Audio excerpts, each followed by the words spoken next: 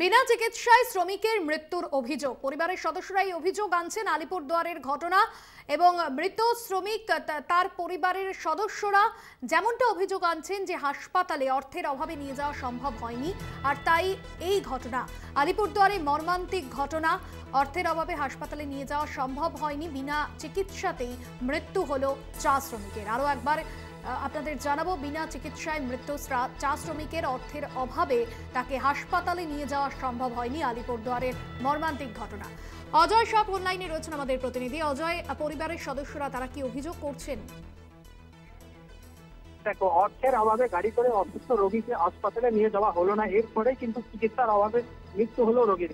ঘটনাটি ঘটেছে আলিপুরদুয়ার জেলার মাদারিহাট বীরপাড়া ব্লকের ঢেকলাপাড়া চা বাগানে।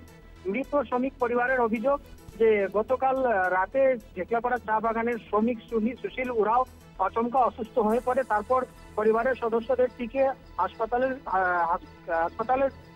হাসপাতালের সঙ্গে যোগাযোগ করা হয়, কিন্তু হাসপাতাল থেকে যে অ্যাম্বুলেন্স পাওয়া যায় সেই তারা কিন্তু অ্যাম্বুলেন্স পায়নি, যার কারণে পরিবারের সদস্য রোগীকে হাসপাতালে নিয়ে যেতে পারেনি, আর বাড়িতেই রোগীর মৃত্যু হয়েছে।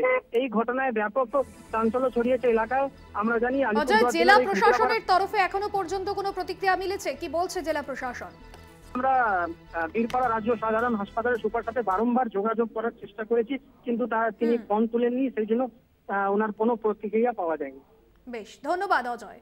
অজয় শাহ প্রতিনিধি ছিলেন ফোন লাইনে। এখনো পর্যন্ত এই ঘটনায় জেলা প্রশাসনের তরফে কোনো প্রতিক্রিয়া মেলেনি, তারা মুখে কুলু পেটেছেন। আলিপুরদুয়ারের মর্মান্তিক ঘটনা, বিনা চিকিৎসায় চা শ্রমিকের মৃত্যু।